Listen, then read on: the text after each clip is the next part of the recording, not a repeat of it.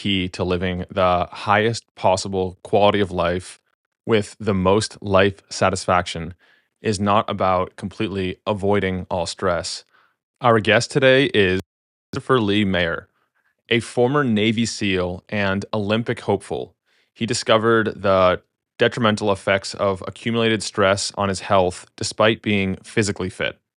He dedicated years to researching and developing true body intelligence, a comprehensive system that integrates and heals the physical, mental, emotional, and spiritual aspects of individuals. What I find fascinating about him is that he's not just sitting back on the couch preaching to live a stress free lifestyle.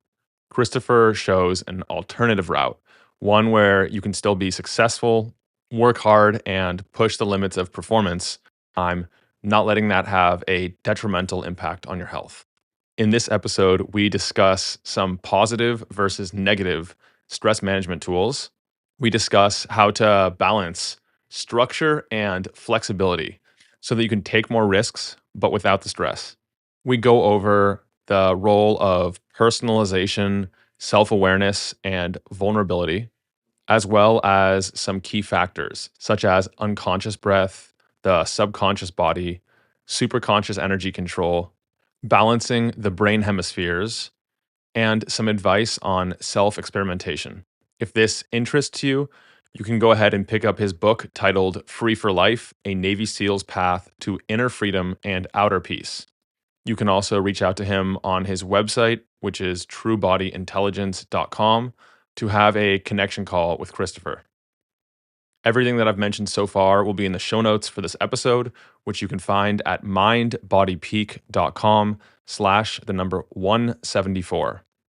And I'll admit, this episode was a bit different than the usual format that we have on this podcast. But because all of us live with some degree of stress, whether it's acute or it's chronic, minor or major, seeing a different way of living and perhaps trying it on for size is something that I'm a big fan of, because that's the only way you can figure out what actually works best for you. Plus, Christopher's life and work shows that the trade-off between stress and success is a false dichotomy, and you can actually perform at your best even while operating within a different stress window. All right, let's bring him in. Christopher, welcome to the podcast. Thank you. Thank you. Happy to be here. Yes, we will dive right in, and we'll start today with a little warm up, and that is the unusual non-negotiables you've done so far today for your health, your performance, and your bioharmony. Yeah, the non-negotiables that I have are first thing when I wake up in the morning, I go and I shower. I don't drink any water. I don't do anything. Actually, no, first thing I get up, I brush my teeth and I get in the shower because, I've been in the sleep zone, right? In this abstract state of functioning. And water is a really wonderful element to really help you get present. The other thing, which is a non-negotiable for me, is I receive a minimum of 7 to 8 healing sessions, integration sessions, coaching sessions every single week. Wow. Right. And the reason why that's a non-negotiable is because I work with people and I'm asking them to be the best version of themselves. And I feel if I'm requiring them to be receptive and open, it's probably a really good idea that I am acting the same way in almost every phase of my life. So that's crucial. That's a non-negotiable. Another non-negotiable for me is my fasting, right? So I stop eating about 9, 10 o'clock at night. I probably start eating again somewhere between like noon and 1. And so I'm comfortable with discomfort.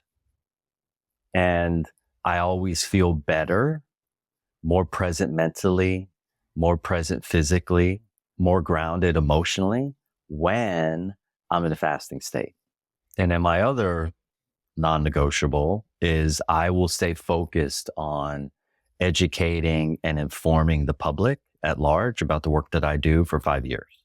So I do podcasting, I do Instagram reels. I'm always uploading some insight, some awareness that I have in regards to stress, personal development, health and wellness. And the last non-negotiable is that I do my very best to be in the moment. So even something ridiculous like buying a flight, I typically buy my flights the night before I leave, because I just got to this place of like, I would forecast, okay, I really want to be organized. And I would set out this whole plan, and the plan would go to shit every time. And I thought, no, I'm done with that. I don't care if it costs more money. Money can always be made, right? I prefer the comfort of going on the internet the night before. Okay, there's a flight. I'm out. See you later. So I do everything that I can to stay in the present moment. I like a quiet mind. I like grounded emotions. I like to have an abundant amount of energy. And I love to complete on the things that I start. So those are all non-negotiable. So that's how I live my life. That procrastinator inside me loves the idea of waiting to plan my trips to the last minute. But at the same time, it makes me a little nervous thinking about how do you get your accommodations sorted out if you're booking the flight the night before and say you arrive at 1 a.m. the local time. Do you like book that the same night, or do you just like cross your fingers that you're going to get in and find something good? Yeah. So for instance, I flew to Australia to work with two people out there, which are really amazing humans. I said, look, I've never been to Australia. I don't know how they conduct their hotels. So I got a list of 5 names of hotels. As soon as I got in a taxi, I said, look, you're going to have to take me to 5 different hotels. And I walked in, I went to the front desk. Like I said, I would like to see your rooms. And I walked in, I said, nope. Went to the next one. Nope. Went to the next one. Nope. Went to the 4th one. Yep. This is where I'm staying. Because you know what? Whether it's an Airbnb or it's a VRBO or it's a hotel room, they're always hustling you with the way they take the pictures, right? It Yeah. always looks better than it really is. And I say, look, if I'm going to Australia one time and I'm going to be here for 10 days, I want to make sure that the view that I have, the energy in the room, like everything's perfect for me. I need to be in the room. Do I hear a bunch of noise? Can I hear the person above me? Can I hear the person beside me? Because I like solitude and I like peace and quiet. So when I'm working, I'm all in, like 100%. Like I dive in all the way. But when we're done work, you need to get out of my space because I need to be with me. I need to chill and ground. So if I'm going to fly somewhere, I want to make sure that it really works for me. So that's typical for me. Whenever I plan it out too much, it never works out great. It's like the other day I said, I'm not the type of person who goes to the movies and I show up before the movie starts. No, I don't want to see all the pre-screening for all the other movies that are coming. I just want to show up and see the movie. So I typically leave right around the time the movie's supposed to start. And I get there and I roll in. Well, I said this time, I said, you know what? I'm going to show up early to this movie. I showed up early and they had a yellow band across the front doors. You couldn't even go in. Then that was confirmation for me of like, no, you have your way of rolling. I've been to that movie theater 100 times. I've never seen a yellow band across the front of the theater. I said, okay, do you? And so me, I feel real uncomfortable with the unknown. That's more exciting to me than the known because I want to leave space and room for the universe to surprise me and give me confirmation every time, to always have faith that everything works out exactly the way that it's supposed to. And for me, it always does. So this doesn't create a sense of stress inside of you, leaving room for that, knowing that it's possible that you won't get exactly what you would have gotten if you had planned ahead, or will you? No, I always do. So why would I abandon my strategy if it works for me, right? And maybe this is just like BS that I tell myself, right? But at the end of the day, it works for me. Every time I get stressed about something where I want to be in control of the situation, it only ramps up my mind to start overthinking. And next thing I know, I've got agitation, frustration, and irritation running through my system. If I let that run for too long, I'm going to start getting angry. I'm going to start creating some really strong projections about whatever this circumstance is. And I'm not into that. I'm into like literally go with the flow of what wants to happen. The ease and grace. And the easiest way for me to do things is to let go of everything and trust that everything will work out. The worst thing and the most stressful thing in the world is when you're required to be something for someone else that you are the opposite of. That to me is stressful.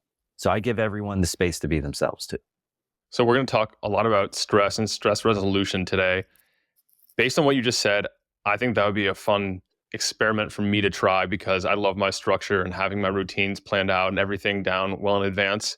If someone is like that and they already have and like structure, to test this out, are there any ways that you recommend to do it on a less consequential scale or tips to make the process easier?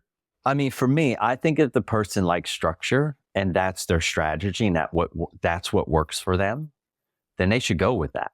Because, I was at a wrestling event with my brother, the NCAA championships. This was in Missouri. Okay. And we're there and I can tell as we're walking, he's getting stressed thinking we're going to be missing seeing this one wrestler wrestle.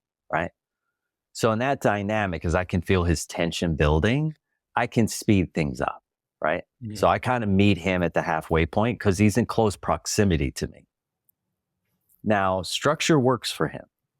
Yet I know that since he hangs out with me, 6, 7 times a year, he's a little more fluid these days than he was before. Before, it's like, I have to be there 15 minutes early before this starts. Without that, he was going to get severely stressed. So I don't know what he made up in his mind's eye as a little kid about the structure of time.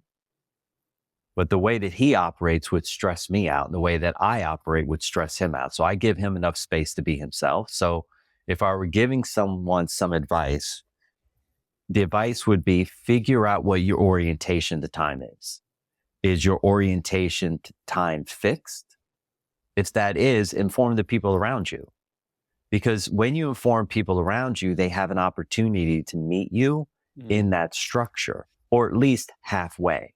But if you don't inform someone and now, there's an event like Thanksgiving or someone's graduating from college and you have the way that you operate it, right? But they have a way that they operate. They haven't informed you that this is really important to you. They're going to be going through that event with agitation and irritation. So however you operate, it's up to you to inform those around you.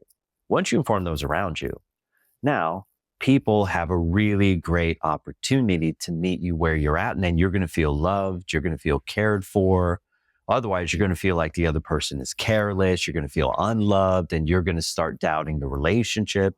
Your mind's going to go, it's going to be going wild in like 600 different directions simultaneously. And eventually you're going to be pissed. One, figure out your orientation at time. Is it fixed? Is it instinctual? Is it divine? Some people have divine timing, meaning they know they show up at the right moment. They send out an invitation. Thanksgiving dinner starts at 6. This person shows at 6:14. There's a knock on the door and everyone was just getting ready to sit down. Are you that person? Or are you the person who's fluid, right? So that means you're instinctual, like you show up in the timing that actually is what works for you, right? And then other people are relative. They have a relative sense of time. So if they're in Brazil, they do what Brazilians do, right? If they're in Israel, they do what Israelis do. If they're in Boston, they do what Bostonians do. And then other people are fixed. So figure out your orientation of time and then stick to that because that's the one that stresses you out the least, and inform those around you so that their orientation of time doesn't start stressing you out. Like I had this one cat that I was training. He was a professional beach volleyball player. And I'm the type of person I like to get to the airport, like right when the door is going to close, I'm comfortable showing up like 2, 3, 4 minutes before that, right? He wants to show up 2 hours before. So he says, hey, listen, we're getting ready to go to this event in Chicago. I said, okay, what time should I be at your house? He said, well, I need to be there 2 hours before. And I thought, 2 hours before? Man, he needs to relax. So I showed up to his house when I wanted to. Pulled all my bags out, parked my car, went in, saw his brother. I was like, where's such and such? It was like, he left for the airport an hour ago. And I was like, damn. Initially, I thought, oh, that prick, he just left me here. I'm his coach. I'm the one here to help him. Right. And then on my ride to the airport from the taxi, I realized, no, he was true to himself. He already informed me, and he was building self-esteem because he honored his own relationship to time. When you dishonor your own relationship to time, you reduce your self-esteem. And so you got to figure out what that is. And there is no one way. Just know what you are and then communicate to the people around you.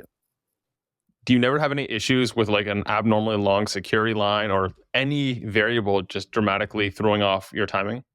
That's happened like once or twice. Very interesting that you asked this. I was flying from Boston back to Los Angeles, and Waze took me on this side route around because there was this high school graduation going on. And I got stuck in the middle of the high school graduation, and I'm just watching the clock. And I'm watching me be stuck here, and I'm watching the clock, and I'm looking at the people, and I'm looking at, I'm like, okay, I don't know what's going to happen. Whatever's going to happen is going to happen. And there was at some point I let go of like, I took in the possibility that, oh, I might miss my flight. And sure enough, I got up to the front. I saw the last person that they had let in because there's still one person hanging out. I go to the lady, I show her my thing. She goes, oh, you're 1 minute behind time. And I said, yeah, but I can see the people that are, everyone's not on the plane yet. And she's like, yeah, but I already closed the gate. And I was like, oh, okay. I think the universe has a different plan for me. All right. So then I left, went back to the front gate. Went back to the check-in counter, got a new ticket. They sent me to Detroit. I got back to LA. The person who came to pick me up, as soon as I got in the car, said, thank God your flight was delayed. And I said, why are you saying that? Because it ended up being so much better for me. I wanted to stay at this event where I was rather than come pick you up at 2:00. And I was like, cool. So I always see there's always a reason, right? And then the universe always gives me confirmation. We're in control. You're here to observe what we have going on for you. Sit back, relax, and enjoy the ride. If you're upset, take it up with the universe. Otherwise, stop projecting on everyone else around you. So I use every situation to find another level of freedom so I can stay outside of that stress matrix that everybody else is plugged into. Because when you're plugged into the stress matrix, man, I mean, you're just stressed by everything, right? And then you're doing everything you can to manage your stress. But guess what? Negative stress management tools or positive stress management tools. And what are people doing? Most people are using negative stress management tools around the world as opposed to positive stress management tools. Well, what's a negative stress management tool? Nicotine. What's another? Caffeine. What's another one? Alcohol. What's another one? Marijuana. Pharmaceutical drugs. Sugar. Processed, complex junk food. The other ones that people don't think about, preservatives and food colorings, because they totally stress their nervous system out. But see, what happens is, what you have to understand is when people are stressed, let's say your stress level is at a 7, then what you're going to do is you're going to choose substances that vibrate at a 7. If my stress level is at like a 2, then I'm going to choose substances that vibrate at a 2. So things that vibrate between 0 and 2 are mostly whole foods and natural, right? Stuff that vibrates at like that 7, it's been highly processed. Like look at alcohol, highly processed. Look at a cigarette, highly processed. All the chemicals that are inside, like everything becomes much more complex because your stress load makes everything about you and your life much more complex. So what I do is I simplify. How do I do that? I say, look, you're stressed. You come to see me. What are the first things you need to do? You need to get off the daily acceptable drugs because those are all negative stress management tools. How can I get you into a state of peace and calm and groundedness if you're going to leave here addicted to the daily acceptable drugs? It's an impossibility. You can afford to live in fantasy, I can't, and you're paying me. And because you're paying me, I have to protect your investment. If I'm required to protect your investment, I'm required to give you information that brings you into reality and keeps you in the truth. If you want to live in fantasy, you can, but you can't live in fantasy and live in reality at the same time. And so anyone who's living in fantasy is addicted to daily acceptable drugs. Anyone who's living in fantasy is addicted to those. And so look, sure, none of your listeners want to hear that, right? But look, here's the thing. Yeah, getting off your caffeine and your nicotine and your marijuana, yeah, it's going to be uncomfortable, but I can promise you this, your mind's going to be more clear. Your energy is going to be more abundant. Your relationships are going to be more fluid and loving and present. Your body is going to be more comfortable. Your sleep is going to be more satisfying, rich and deep. And so you got to do your best to manage your day. And so you have to look at these strategies, these tools as stress management tools. You're either using positive or you're using negative. If you're using negative, then you're going to deplete your energy source every day. You're depleting your neurons. Some of those are going back to sleep. You're silencing genes. Some of those are going to sleep. You're creating more tension and stress in your body. You're creating more emotional and psychological distortion. So you're looking at reality, and reality that you're looking at isn't even reality. It's a fantasy that you're creating. And when you live in that fantasy, you want everyone to jump in that box with you. Are you courageous enough to take a step and look at how you're managing your stress? Are you a habitual liar? Is it difficult for you to be honest? Is it difficult for you to be transparent? Is it difficult for you to be vulnerable? Like, find somebody that's going to help you at least get honest and vulnerable and transparent with yourself. And by doing so, you'll no longer live in fantasy.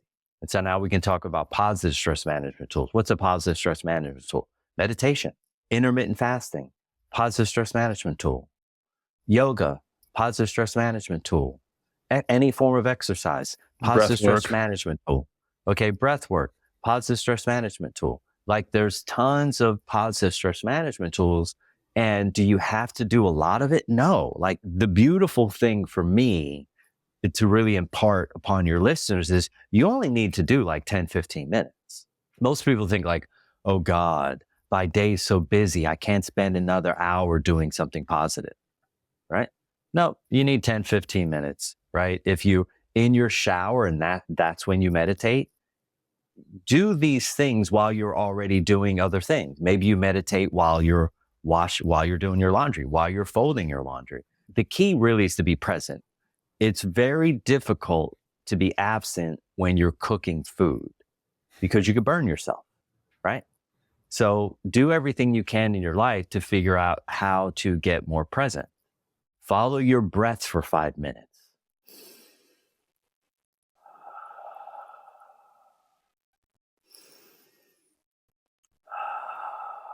How hard is that?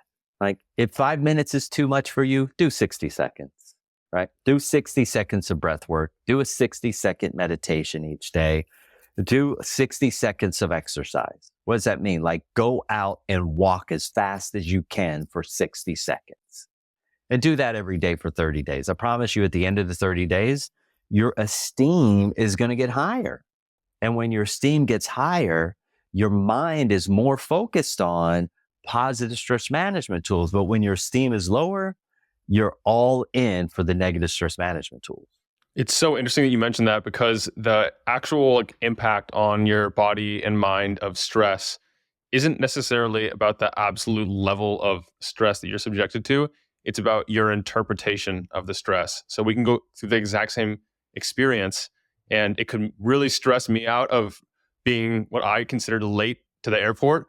And to you, it can have absolutely no negative impact on your biology. Yeah, and that's where the key is, knowing yourself, right? And then operating as you were designed. And once you really understand yourself, it makes it very easy for you to honor your own strategies and be really clear on who it is you are. Because if I'm hanging out with you and we're on vacation and I'm operating within my timing the same way that you do, well, at some point, I'm going to feel the need to withdraw away from you to get my own sense of self again. And so, Mm. the biggest key to whether you're managing your stress or developing yourself in any way, shape, or form is really getting clear on what works for you and asking yourself why. And you have to be okay with being different than the masses. Because how are you going to get in touch with who you are if you never do a deep investigation or even a surface based investigation? Like, I was on the phone today with a group of students of mine, and one of them is designed to hermit. And then she decided to go on vacation. And on this vacation, she decided to show up with a bunch of other people and never have any time for herself. And so she didn't get to hermit. And so then she's on this vacation, but she's being driven crazy because the dynamic doesn't work for her. 1/3 of the planet is designed to move through the world to have time to hermit.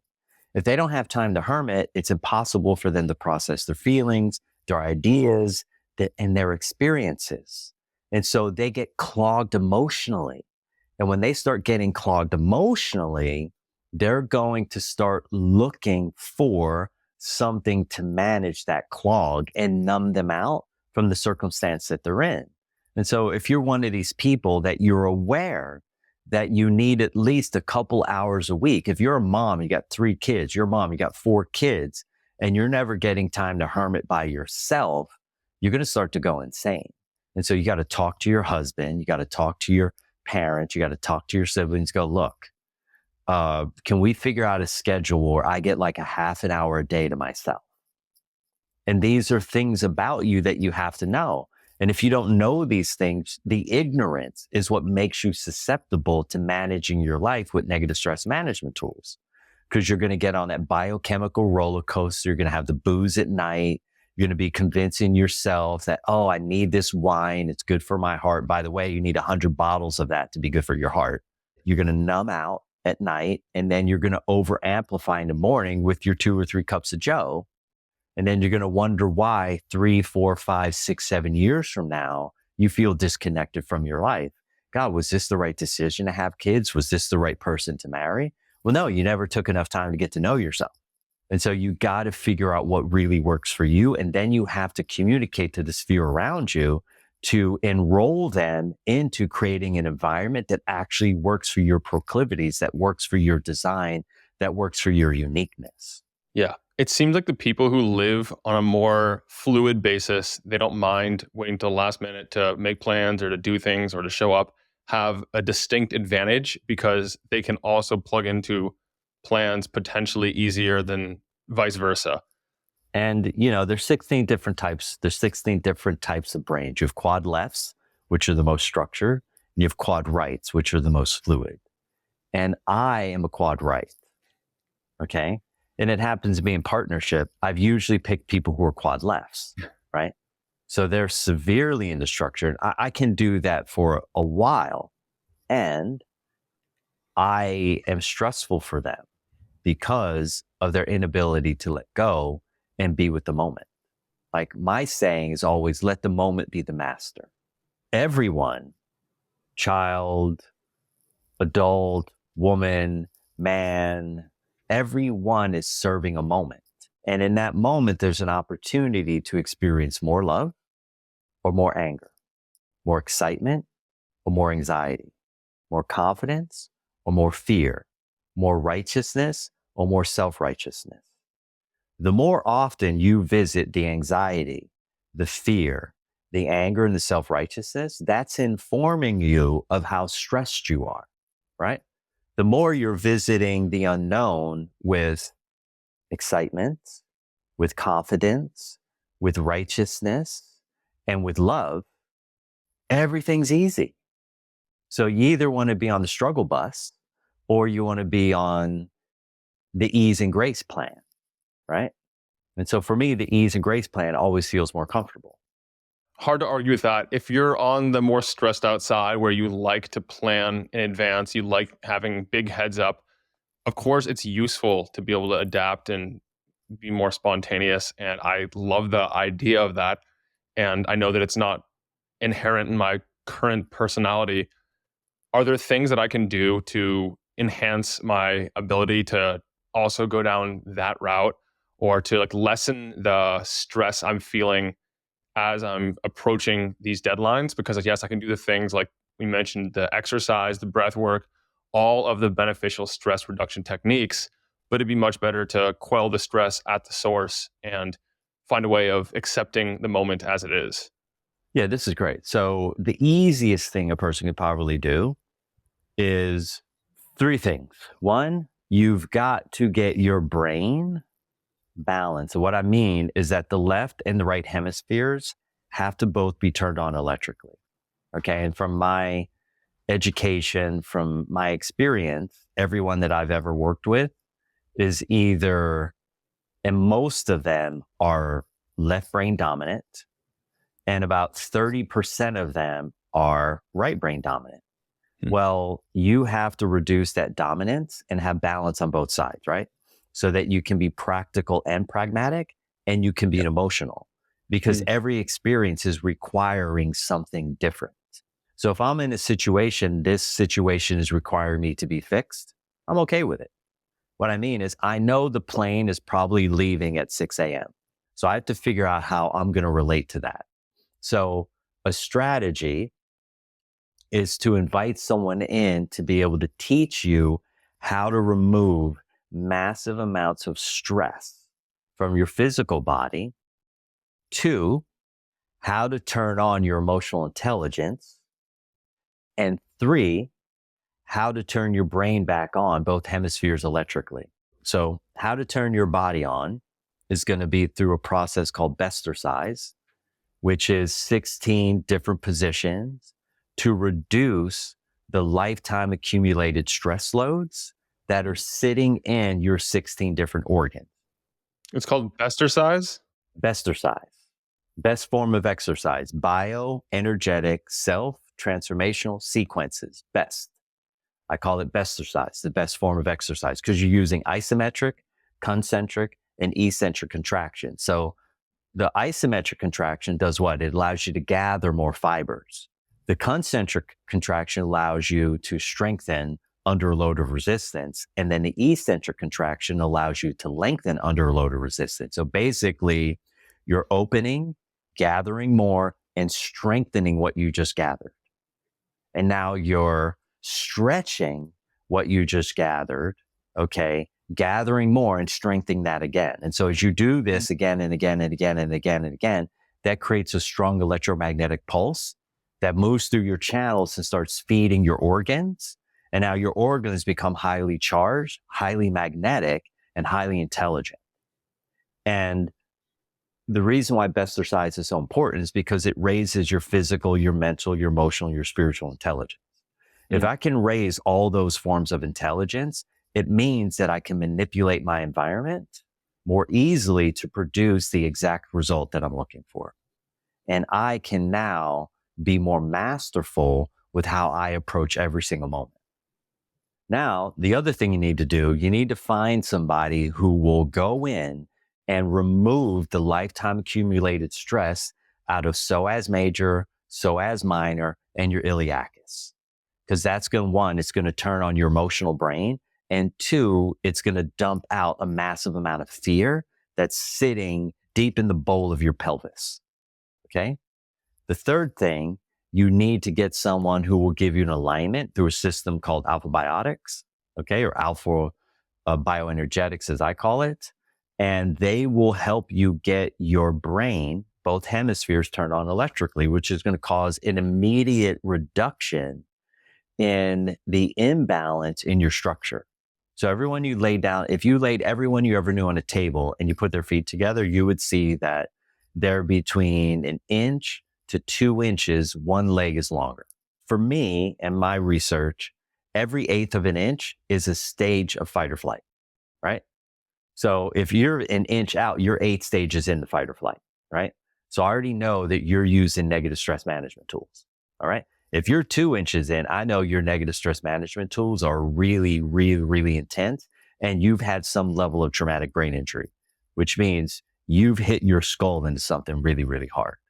And so the first step is to get people out of that fight or flight response and deregulate them into a parasympathetic response. So now they're moving through the world seeing the world for what's actually going on, as opposed to viewing the world from a fear-based position. Because when you're in a parasympathetic state, you see everything as wonderful. When you're in sympathetic, high state of response, you see everything as a problem that needs a solution. Stress is valuable. Stress is important as long as it gets you to take heartfelt action to your own benefit. But if you're outside of the ability to be able to take heartfelt action to your own benefit, this stress that you're experiencing is absolutely useless. So use your stress, use your addictions as motivators or inspirers to get you to go, whoa, why do I really drink caffeine? Why am I really smoking? Why am I really hyped up on this marijuana? Why do I need 3 or 4 bowls just to be able to go to work? Okay. Why do I need to be on these pharmaceuticals? Like, you've got to be asking yourself, what's going on inside of you that you're taking this easy street?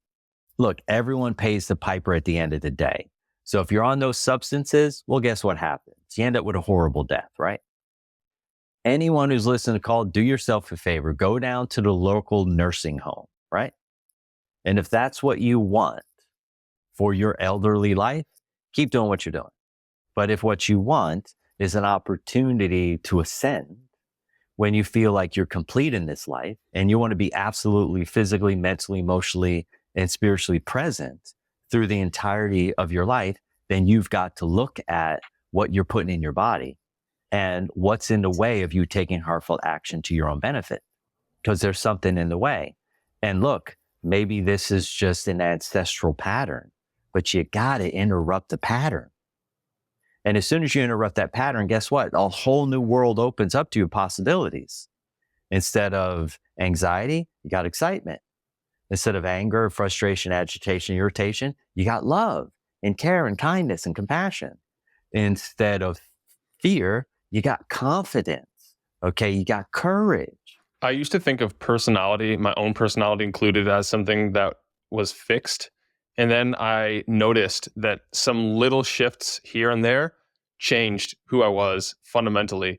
How often, when you're working with someone, do you see an anatomical cause, such as a longer leg, as a reason that their stress baseline is higher, or they're having other dysfunctions that are holding back who they want to show up as? Every single time. The moment you get now I have a 5-day process that I take people through, right? They're seeing me twice a day. I'm getting into everything. I'm getting into their fascia. I'm getting to their muscles. I'm getting to their emotionality. I'm getting to their psychology. I'm getting to their energy. I'm getting to their moods. I'm getting into every part of them. We're just stripping things away, right? Well, and I tell them always on the first day, I go, look, just so you know, you're never going to be able to go back to the person that you were, because we're going to be creating such a successful pattern interrupt that there's no road back.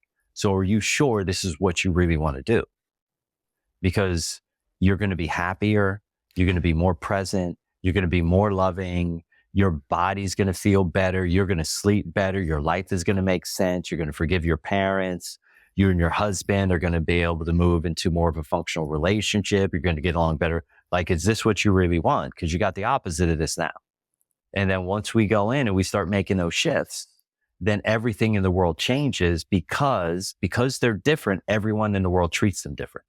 Now they're out of the martyr role, and now they're initiating and realizing they're the number one agent that's co-creating everything in their life.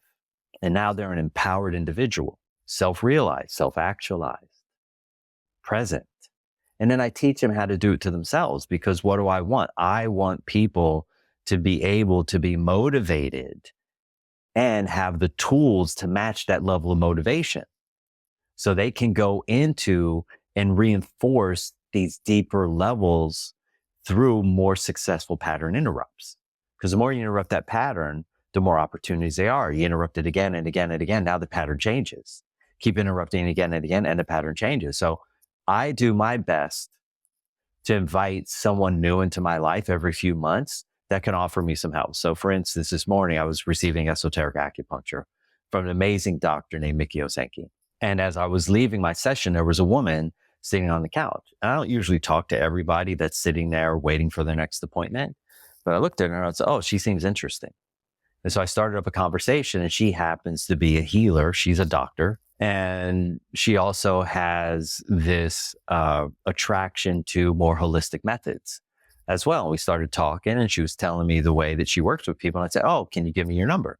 So I'm going to call her up. I'm going to get her number. I'm going to go and have a session, because she may be able to help me interfere with another pattern that I don't even see. See, what you know about you isn't your issues. Your issues are always the things that you don't know about yourself. And that's why it's always powerful to invite people in to give you perspective on what they can see that's impossible for you to see, because we have a personality and then we have a design. And the personality is conscious, but the design is unconscious and subconscious. And your conscious mind doesn't have access to your unconscious and subconscious for a very particular reason. If it did, imagine the damage that it could do, right? So your conscious mind is like this tiny little grain of sand, but your unconscious is analogous to a 55-gallon drum of sand, and your subconscious is like all the sand on Earth, and your superconscious is like all the sand in the universe. Wait, so your subconscious is greater than your unconscious? Yes, much, much greater. Now, the conscious mind wants you to think that it's the king, but it's not. The subconscious and the unconscious and superconscious trickle information up for the conscious mind to be able to have access to, but they have no control over those three, right? So this is why talk therapy is only so successful, right? You actually have to go into the body. You have to go into the breath. You have to go into the energy. The unconscious controls the breath. The subconscious controls the body, the instincts, the movement, the position. And the superconscious controls the circulation of energy that you're projecting out into the field around you, and what comes from source 13 levels deep. And each one of these 13 levels has varying levels of density and varying levels of information. And so we're talking about pure golden consciousness. And so how do I get these radicals levels of pure consciousness to emanate through my body, come up into my breath, and be expressed in my mind so that I can have supreme clarity and then deliver to the moment exactly what wants to be experienced at the highest level possible in a third dimensional plane of projection, reflection, manifestation, generation. Now, obviously, if you're a listener, you're going to have to go back and listen to that like 5 or 6 times, because I threw a bunch of stuff in there really quickly. But I trust if you're listening to this Cat's podcast, you're into growth, you're into discipline, you're into performance, and you want to grow beyond your own limitations. And I want to be able to help you get there. So the stuff that I'm giving you, it's valuable. It's been tested, tried, and true. I put in over 100,000 hours to develop this body of work. You also, your background, you've studied under Montauk Chia and some traditional Chinese medicine and also Western science. So you're able to look at your system through both lenses. Yes, my mind works as a scientist. And what that means is I put things to the test.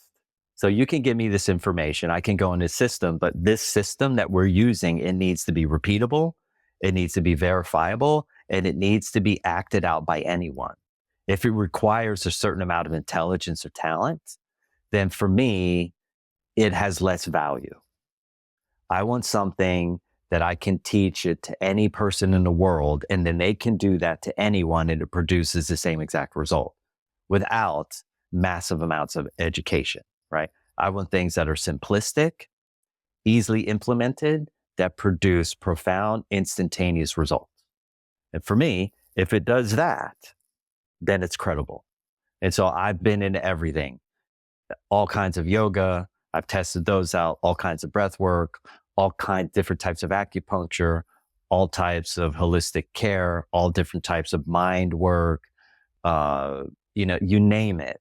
If it's out there, I've investigated it thoroughly through putting myself through the process to see what the outcomes were, and then asking those around me, what changes do you notice that I am unable to see? Did you have these tools, or were you using them or aware of them as a Navy SEAL? No, what I was using as a Navy SEAL was my willfulness and my observation and my ability to investigate thoroughly, right? And so my will has always been supremely strong. And I did everything that I could to learn everything that they had to offer. And it produced a really good thing for me. What will only got me so far, because what happened is I overengaged my will. And because I overengaged it, my body was never fully recovering from the amount of stress that I was putting in. And I started accumulating massive amounts of stress so that by the time I was 29, I was losing my hearing. 31, I was losing my vision. By 33, I needed a full blown hip replacement. Like, I was an absolute mess because my will was overengaged. And when your will is overengaged, it's wonderful to have a strong will, but there is a cost if your will is greater than your body's ability to heal from the stress that you're putting it under. And then once I started to open my body up and reduce that lifetime accumulated stress load, and then I could then take in more stress, but I could process it through my system really quickly. And so the key is realize that all humans have a high level of stress load. And what I mean by that is this: through my investigation, the average human being is operating at 86% of their maximal saturation of stress, which means you only got another 14%. Once you get above in that 90 range, you're out of fight or flight and you're living in shock. And how do we know this? Go to your local city, walk around at homeless people, and you're going to see people that are living in a constant state of shock. Okay. So we're at like 86%. What happened during the pandemic, right? We saw loads of homelessness everywhere. Why? Because the stress loads went beyond what people could manage because they no longer had access to what? Their negative or positive stress management tools. And so their stress loads went high. And when the stress loads went even just a tiny bit higher, the amount of homelessness in Los Angeles increased like tenfold. So people that had homes were suddenly on the street within 30 days that never lived on the street before. The question is why? The answer is simple. If the average human is operating at 86% of their maximal saturation of stress, that's being stored in their structural tissues. What I mean is their ligaments, their tendons, their bones, their muscles, and their fascia. Okay. Their minds, their emotions, and their energy. If that's that high, then, and all you need to do is get to that 90% range to be in a state of shock, which means unable to function at capacity, to be able to maintain a home, to be able to maintain a job, to be able to maintain relationships, then you're going to be diving into the street. So what do you need to do? Well, you have to take prudent action. And now that you know the information, and I promise you, everyone who's listening, you're listening, I promise you, if I brought you to my office and I put you on the floor and I started testing you out, you too would find that you're at 86% of your maximal saturation of stress. I don't care if you're a professional athlete. I don't care if you're a doctor. I don't care if you're a billionaire. You have exactly what every other single person has because you were born into this stress. This stress was passed off to you through the epigenetics into your genetics, and you were pre-programmed to have all of this stuff in your body. So the question is whether or not you have the courage to be able to reduce this. So the prudent action to take is to be able to reduce your lifetime accumulated stress load. And I've created a system that allows that to happen in a very organic fashion and then teaches you how to reduce it every day yourself. Because every day, guess what? You put in another load of stress. Why? You had to breathe the filthy air we have. You had to drink the dirty water we drink. You have to eat the compromised foods that we eat, and you have to go to work, and you have to do all the things that everybody else does. So your daily stress load is high. If you're on Earth in these very complex times and these complex stresses, your stress load is high. So what's the key? Reduce your lifetime accumulated stress load so that your daily stress hardly has any effect on you. That's the key. One thing I was thinking about when you were describing the different stressors, both positive and negative, is that if you're using things, say coffee or nicotine, sure, they have their benefits like the polyphenols and other phytochemicals and bioactives, but you're also still adding to your stress bucket, which if we're already at 86%, 90 is not very far away. So when you go to add exercise on top of that, you're getting even closer and even closer until eventually the water starts spilling out of the bucket. And the more you add on of those things, the more recovery or stress like management techniques and activities and dedicated time you'll have to carve out to keep it under that 90%. Yeah. And so the key really is like the three things that I told you before, was the alpha biotic alignment, to be able to do ice centric strength, to be able to do Bestercise. Within 28 days, you're going to reduce that number by like 20, 30%, right? What every human needs to do, they need to get out of that initial state of fight or flight. Because once they get out of that, their brain, which is your brain's job, is to register damage. Okay. But when half of it's offline electrically, it's unable to see exactly what's going on. It's unable to govern at its capacity. What does govern mean? It's unable to fix the problems that exist inside of you, right? So when you're doing your Bestercise, when you're getting an alignment, when you're doing your eye-centric strength, you're turning on these different systems inside of your body, because your body's highly intelligent. It will go in and figure out what needs to be solved. And when you're sleeping, it will solve those problems. But if you're going to bed and you've never broken into a state of supreme balance electrically between the left and the right hemisphere, your body's never fully recovering, no matter how much sleep you get. You could sleep 14 hours and you're never fully recovering, because your brain is unable to see electrically what it needs to govern completely. So are there any other major components of your system that we should discuss, or are those the big three? Obviously, you have to do moshing, right? Like, meaning you have to get into the structural tissues. You got to get into the fascia. You have to learn how to breathe relative to your level of discomfort or pain or anxiety. These are fundamental elements. And we need to know, are you an internal processor or are you an external processor? Most humans are internal processors, meaning that if they're in pain, they keep that pain to themselves. And so an easy thing to do, which requires no money at all, right, is find a friend. You can even find a stranger at the airport and just sit down and start talking to someone and start offloading some of your worries or your confusions or your anxieties. And that alone is helpful. Like, grab a chair, sit in front of a mirror, look in your own eyes, tune into the windows of your soul, and ask yourself, what is it that I really need to be doing with my life? How should I be spending my time? How should I be spending my energy? How should I be spending my money? What actions should I take to my own benefit? Like, sit down and have 10 minutes with yourself. All this requires is time. No money is exchanged, right? Sit down with a friend and go, oh my God, I'm struggling with this. And simply by admitting it out loud that you're struggling, it invites somebody else into your experience. My God. And maybe they'll relate to you and go, wow, Susie, I've been dealing with a bit of the same thing. You too? Because a lot of times when we're suffering from something, we think we're an island onto ourselves and we're the only person in the world that's having this experience. And once you find out that, oh, you're having this too? Well, I'm having this. And I went through that for 6 months. And then I was introduced to this guy and he's been helping me a lot. Well, who's this guy? What's his number? Does he have a Facebook page? Right? Does he have an Instagram account? Can I start following him? Can I start getting a little education? Can I get that understanding? Because the truth is, once humans have a deep understanding of their circumstance, it's much easier for them to take heartfelt action to their own benefit. Unless they're in like sufferingsville, and then they'll jump in without any information because they want to get out of the hell that they're in. And as soon as you get something off your chest, you already feel more at peace. Because when things are inside, they cause excessive containment, and containment creates excessive heat. When you have excessive heat, heat rises. Where does it rise to? It rises to your brain. And when your brain gets hot, it gets overactive. When that gets too overactive, now your body starts producing anxiety.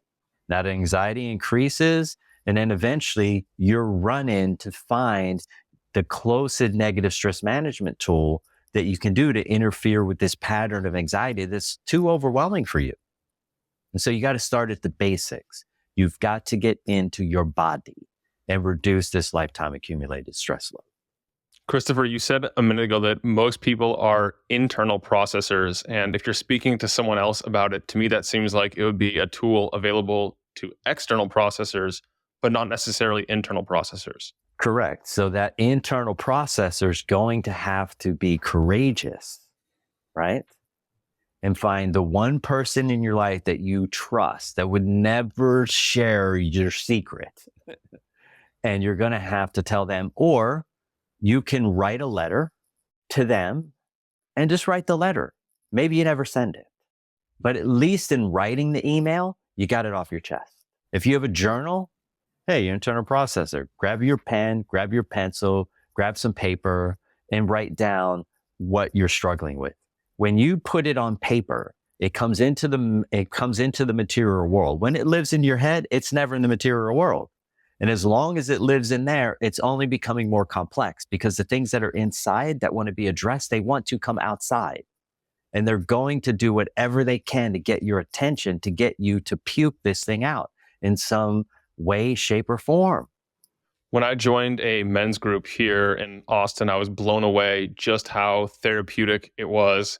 I would bring up things going on in my life, my world, thinking that it was this obscure, crazy thing that no one else had even heard of.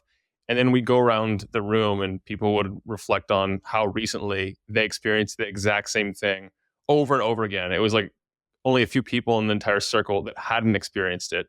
And just without them doing or saying anything other than the fact that they understood and they experienced it, it felt like a huge weight lifted off me. Yes, because we're here together. Like, we're here on this planet to evolve, right? The solar system is evolving, the galaxy is evolving, the universe is evolving. We're evolving, and we can either struggle through that evolution, or we can move through it with ease and grace. And so pick one of the strategies, right? Like, take one of your daily acceptable drugs and reduce your relationship to it. And if you want a plan, like, look, I wrote a book. It's called Free for Life. Go to truebodyintelligence.com. Get the audio version of the book so you can hear my voice, and I can give you the energetic transmission that will help you build enough courage inside of yourself to take a risk. Like, it was a risk for you to join a men's group, right?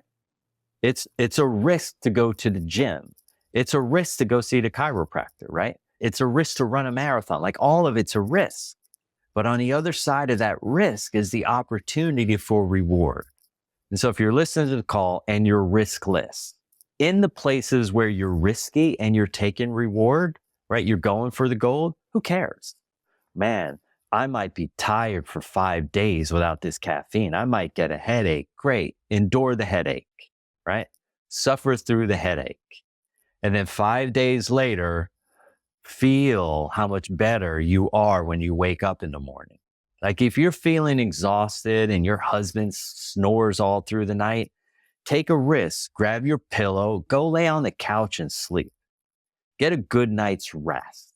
Because a lot of people, that's all they really need. They need a really solid night rest, and then they're willing to take a risk. But most people, their energy is so reduced, it's impossible for them to take a risk because they don't have enough energy to take action on a benefit. So if you sleep terrible next to your partner, go sleep on the couch. If they're a snorer and they've kept you up every night for the last 10 years, sleep with them on the weekends, but sleep on your own during the week so you have your energy, right? Because when you have your energy, everything's possible. But when your energy is really reduced, it makes it very difficult to dig up the courage to take a risk on some part of your life where you know you have an inner deficiency or an insecurity. It's very difficult to do so. Making change and breaking disserving habits and replacing those with something better takes energy. It takes willpower initially. And if you're already physically not doing as well, that'll spill over to your mental, your emotional, your spiritual life. And it just becomes like an uphill battle. But if you just fix any of those components, each of those components that you work on and improve carries over into the others. And it's the whole idea of a rising tide lifting all boats. There you go. And so the opposite is also true, right? Like, reverse engineer everything he said. And you're going to get to the place of going like, oh, so if I stay the way that I am, I'll still be under the belief that life happens to me. If you're in Strugglesville, and look, everyone you know is in Strugglesville somewhere. The most important thing is, forget about them. The most important thing is that you look at the area where you're struggling the most and you get honest. If you can be honest with yourself, if you can simply say, I'm a failure at this. Now you open the door to go, oh, wow, I'm being honest. I'm failing at this. Well, guess what it takes in order to be successful? You have to fail again and again and again and again. Failure is the greatest aspect of success. And when we're willing to admit that we're failures, whether that's in your communication, whether you're a failure in your honesty, whether you're a failure in your ambition, whether you're a failure in your consistency, whether you're a failure in your power, whether you're a failure in your humor, like whatever it is, get after it. Life is short. It goes by really fast. Yet when you make these incremental changes, everything in your life slows down. And now you get to appreciate the beautiful, amazing human being that you were always designed to be. And all it takes is a little bit of courage. So whatever you got to do to get a good night's sleep, go get it.